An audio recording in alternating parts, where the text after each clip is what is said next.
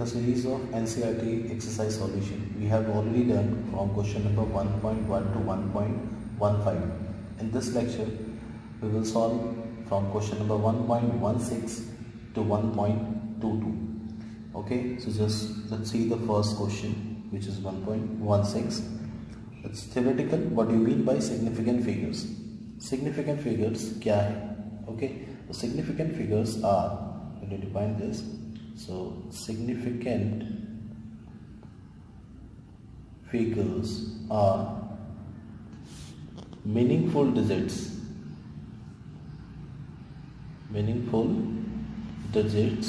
which are known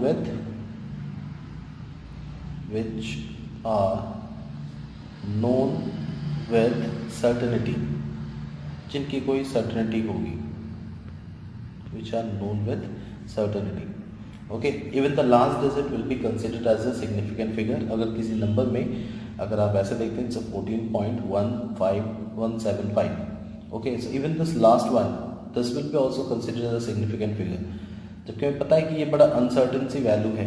If you are measuring it by using any instrument, अगर आप किसी physics में ही अगर आप इस चीज़ों को मेजर कर रहे हैं तो उस इंस्ट्रूमेंट की एक लीस्ट काउंट होती है कि डेसिमल के बाद वो कितने डिजिट्स तक मेजर करके बता सकता है इन देयर सर्टेन यूनिट्स. तो ये बड़ा अनसर्टेन है. प्लस माइनस मैक्सिमम से कम मिनिमम इतनी तो इसमें अनसर्टेनिटी होगी कि प्लस माइनस हमारा मिनिमम या तो 5 की जगह 6 या आपका 5 की जगह 6 या हमारा आपका उसकी जगह 5 की जगह 4 भी हो सकता है. So this is uncertain but still we will consider this as a significant figure. So there are certain rules which is already assigned to find the number of significant figures in the values, given values.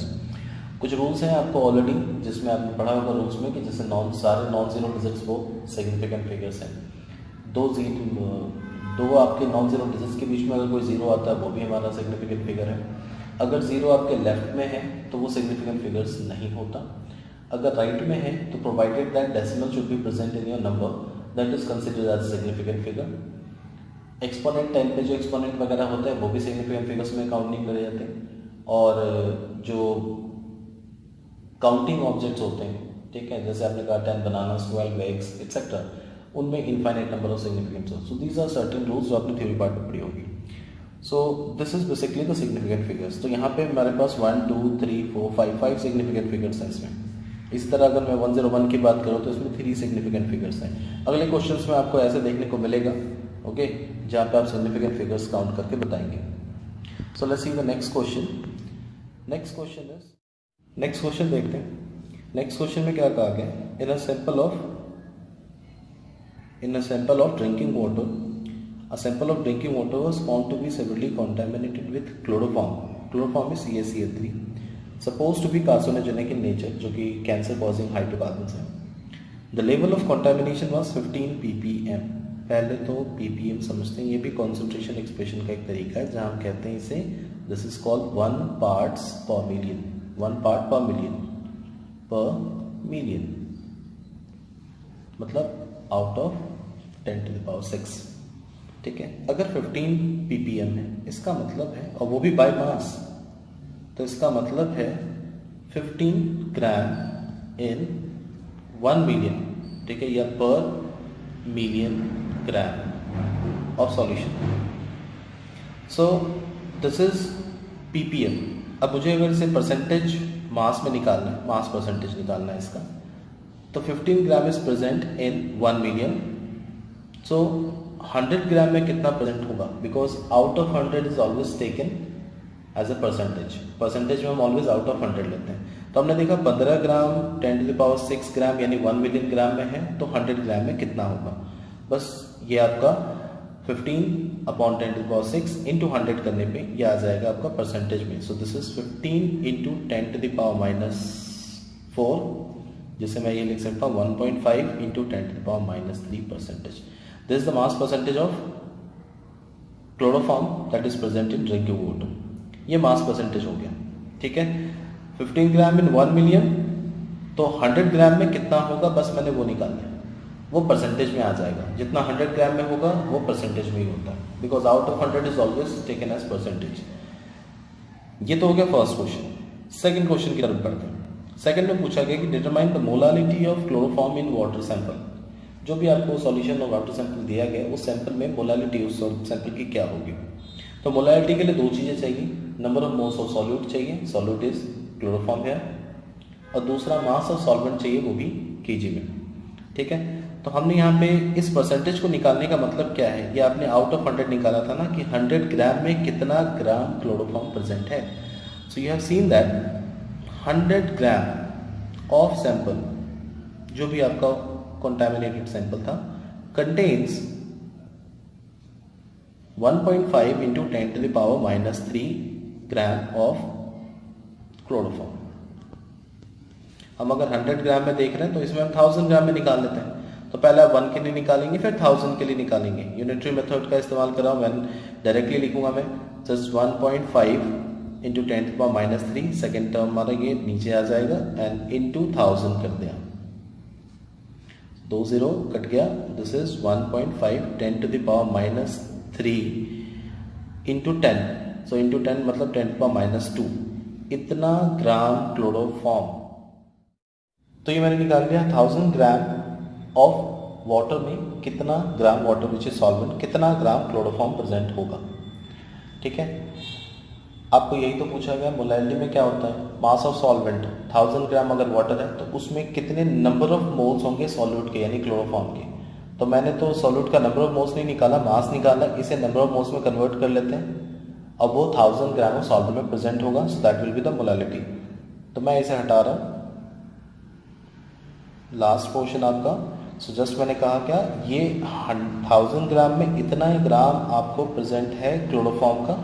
सो ये मैंने हटा दिया, अब इसे 1000 ग्राम को इसी को हम कन्वर्ट कर लेते हैं। So that means 1000 gram of water contains 1.5 10 to the minus 2 gram chloroform. So number of moles of chloroform, number of moles chloroform के कितने हैं, so will divide this 1.5 into 10 to the power minus 2 ग्राम को divide कर दें आप chloroform के molar mass से। तो क्लोरोफॉर्म का मोलर मास आ जाएगा 12 + 1 + 3 इंटू 35.5 क्लोरीन का मोलर मास। सो ये आ जाएगा आपका, दिस इज 118.5। सो ये नंबर ऑफ मोल्स कितना आ गया, this is number of moles calculate करने के बाद this is 1.266 10 to the power minus 4 moles पर केजी। इतने मोल्स 1 kg सॉल्वेंट में प्रेजेंट होंगे। So hence this will be the molality, यही चीज मोलैलिटी हो जाएगी, यानी 1.266 10 to the power minus 4 moles पर केजी, ये molality. So this is the final answer. Next question की तरफ बढ़ते हैं। Next question is express the following in scientific notation. इन सबको साइंटिफिक नोटेशन में कन्वर्ट करना है। Scientific notation is basically what, n into 10 to the power n, जहाँ ये n की वैल्यू 1 से 10 के बीच में होती है। ठीक है, should be greater than or equal to 10 but less than, greater than or equal to 1 but less than 10। ठीक है, और ये पावर हमारा पॉजिटिव, नेगेटिव, फ्रैक्शन, डेसिमल कुछ भी हो सकता है। ओके, सो सबको हमें इस टर्म में रिप्रेजेंट करना है। सो वेरी सिंपल, पहले भी आपने इस तरह के एक्सपोनेंट में निकाले हुए क्वेश्चन। तो हमें क्या करना है, जितना डेसिमल आप मूव कर रहे हैं, जैसे डेसिमल को 1 प्लेस 2 प्लेस 3 प्लेस यहाँ लेके आओगे, then it will be 4.8 into 10 to the power 3 place आपने मूव किया तो 10 to the power minus 3। Remember when you are moving the decimal from left to right, तो 10 पे जो पावर होगा that will be negative, and if you are moving the decimal from right to left, इस case में तो 10 पे power जो होगा दैट विल बी पॉजिटिव। जैसे यहाँ पे इस नंबर में डेसिमल कहीं नहीं दिया गया, दैट मीन्स डेसिमल लास्ट में। अब इस डेसिमल को 1 2 3 4 5 यानी कि 2.34, बाकी के 0 नहीं लिख रहा मैं, 10 to the power 5, तो 5 विल बी पॉजिटिव क्योंकि आप इस बार डेसिमल आपने राइट से लेफ्ट की तरफ मूव किया। सिमिलर क्वेश्चन यहाँ पे 1 2 3, तो 8.008 इंटू 10 to the power 3, ये हो गया इसका साइंटिफिक नोटेशन। 500 है, सो decimal 1 2 just 2 digit, 2 decimal place आपको इसे मूव करना। सो 5.00 इंटू 10 to the power 2। सारे पावर आपको यहाँ पे, आप राइट से लेफ्ट की तरफ जा रहे हैं तो पॉजिटिव ही होंगे। इस केस में ये ऑलरेडी आपका जो है ना साइंटिफिक नोटेशन में है 6.0012 10 to the power 0 लिख सकते हैं, because 10 to the power 0 is 1।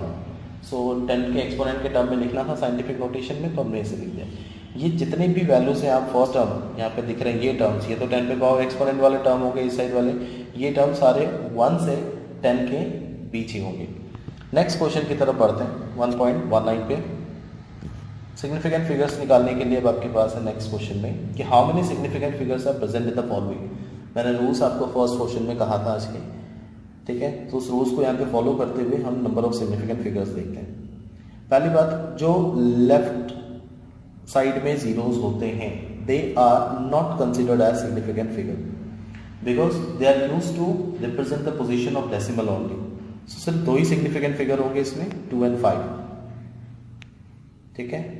Remember this one, second, दो नॉन जीरो डिजिट्स के बीच में अगर एक जीरो हो तो वो भी एक सिग्निफिकेंट फिगर की तरह काउंट होता है। सो यहाँ इसमें तीनों ही सिग्निफिकेंट फिगर है। All the non-zero digits are significant figures and even the zeros present between two non-zero number digits are significant figures. Similar for in this case 1, 2, 3, 4 चारों significant figures में आएंगे क्योंकि बीच में जो दो जीरो हैं वो भी नॉन जीरो के बीच में है, यानी कि 5 और 5 दो नॉन जीरो डिजिट्स हैं उनके बीच में है।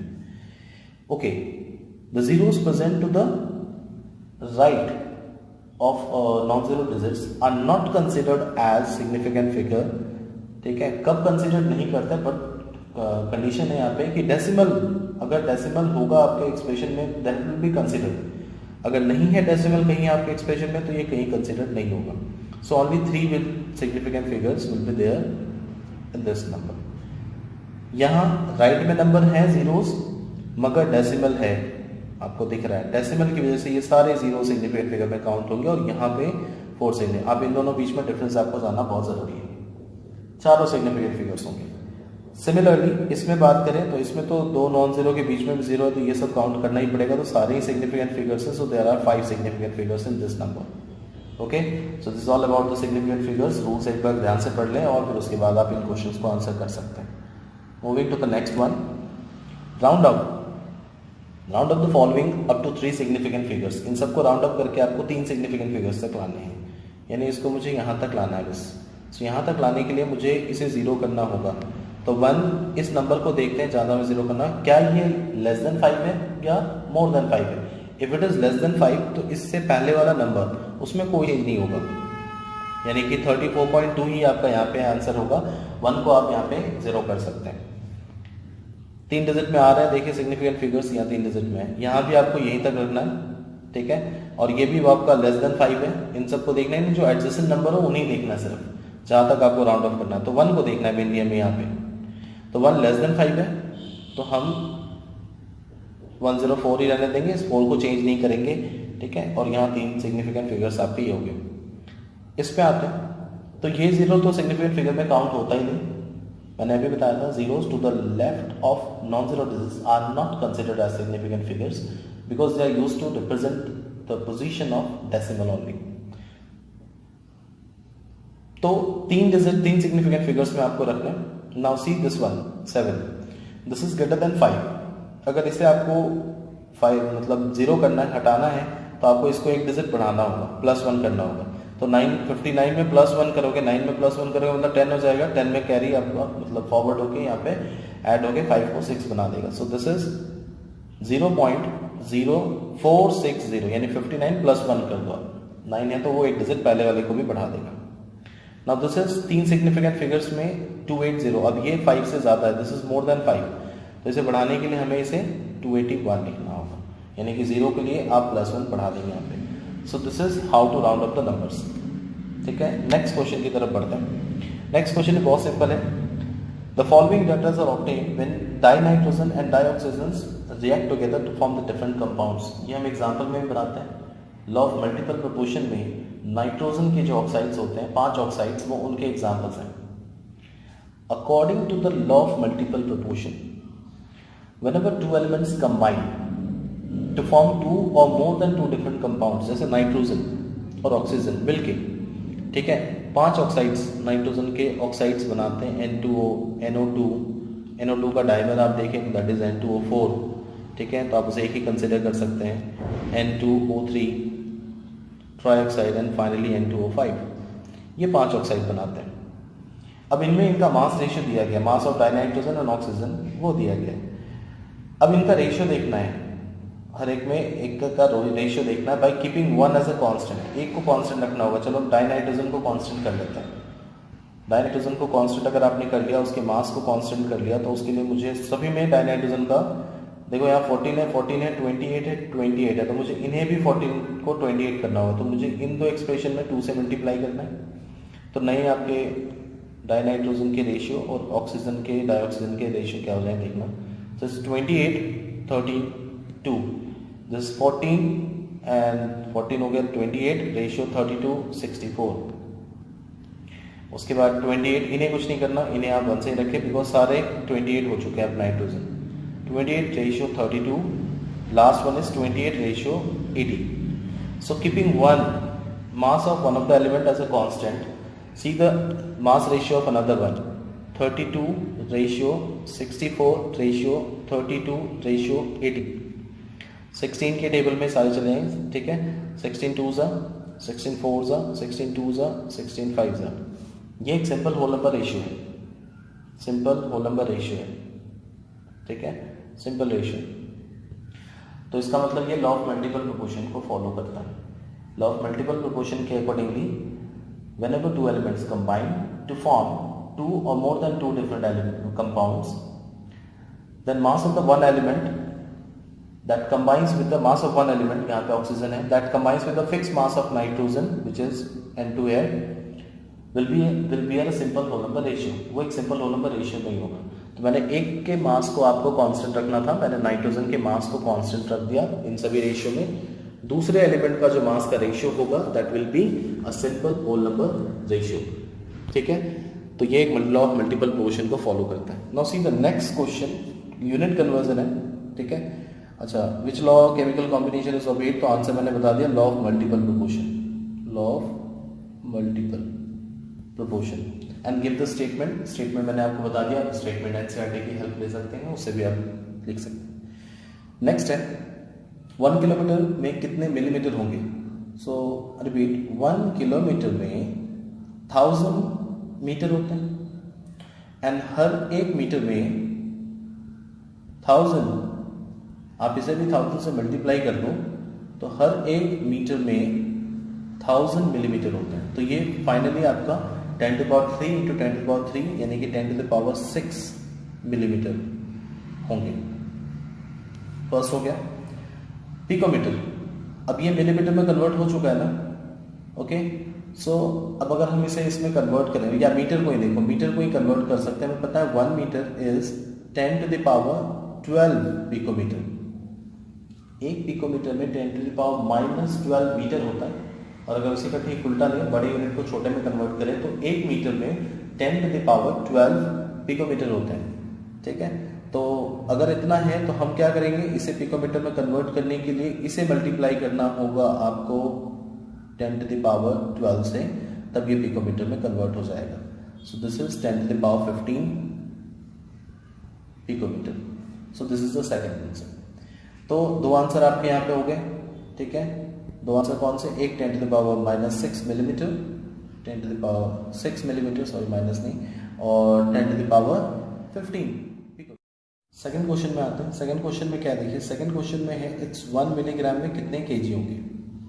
सो सबसे पहले केजी को मिलीग्राम में कन्वर्ट कर लेते हैं, ठीक है। तो 1 केजी मीन्स 1000 ग्राम और ईच ग्राम मीन्स 1000 मिलीग्राम। तो 1000 इंटू 1000 10⁻6 मिलीग्राम। तो इसका मतलब 1 मिलीग्राम में, ठीक है, डायरेक्टली इसको इसमें कन्वर्ट करना है। 1 केजी में आपने कहा 10⁻6 मिलीग्राम, तो 1 मिलीग्राम में 10⁻6 केजी होगा। उल्टा कर दें, पावर आपका जो है ना रेसिप्रोकल, ठीक है। तो पावर अगर पॉजिटिव है तो नेगेटिव हो जाएगा, अगर आप छोटे से बड़ी यूनिट में लेके कन्वर्ट करके जाते हैं तो इसका आंसर हो गया आपका दिस इज 10⁻6 केजी, ठीक है। दूसरे पे आते हैं, सेकेंड पे। इसी में ही अभी और एक टर्म पूछा गया सेकेंड कि 1 मिलीग्राम में कितने nanogram. Okay fine. So 1 milligram में अभी आपने क्या देखा, 1 मिलीग्राम में एक्चुअली ग्राम के टर्म में हम देखते हैं अगर ऐसे, तो 1 मिलीग्राम इज 10⁻³ ग्राम के इक्वल होता है। और ईच ग्राम, अब ग्राम को नैनोग्राम में कन्वर्ट कर लो, ठीक है, बिकॉज जो SI यूनिट हमारी ग्राम के टर्म में, मीटर आपने कहा ना, किलोग्राम है, ग्राम है, तो ग्राम के टर्म में हम उसे कन्वर्ट कर सकते हैं। नैनोग्राम कितना हो जाएगा, 10 टू द पावर 1 ग्राम में 10 टू द पावर 9 नैनोग्राम हो जाएंगे। तो मुझे इसे मल्टीप्लाई करना पड़ेगा 10 टू द पावर -3 को 10 टू द पावर 9 नैनोग्राम में। आई रिपीट, 1 मिलीग्राम में 1000 10 टू द पावर 1/1000 ग्राम होता है, और हर 1 ग्राम में 10 टू द पावर 9 नैनोग्राम होता है। तो आप उसे 10 टू द पावर 9 से मल्टीप्लाई करना, that is 10 to the power 6 nanogram. ठीक है, तो 10 टू द पावर 6 नैनोग्राम के इक्वल हो गया। ओके, 1 मिलीलीटर ये पता है आपको 1/1000 लीटर के इक्वल होता है, and 1 litre is equal to 1 dm³। So ये भी 10 टू द पावर -3 होगा। ये चीज याद रखें यहाँ पे, 1 litre is equal to 1 dm³, और ये आपको स्टेट्स ऑफ मैटर आगे चैप्टर्स वगैरह पढ़ोगे उसमें भी डायरेक्टली यूज होगा। ठीक है, 1 लीटर 1 dm³ के इक्वल होता है। नेक्स्ट क्वेश्चन की तरफ बढ़ते हैं, last question. If the speed of light is 3 into 10 to the power 8. Speed of light is 3 into 10 to the power 8 meter per second. So calculate the distance traveled by the light in 2 nanosecond. बहुत simple सा question है, सिर्फ unit आपको जो यहाँ पे ना अलग दे दी गई है। तो 10 nanosecond means 10 to the power -9 second. So therefore distance travel पूछा गया ना, डिस्टेंस का फॉर्मूला क्या होता है, velocity into time t। So velocity is 3 into 10 to the power 8 multiplied by time is 2 into 10 to the power -9. So 3 2s are 6 into 8 and -9. So 10 to the power -1, that is 0.6 meter is the answer. ठीक है, so thank you for watching this video.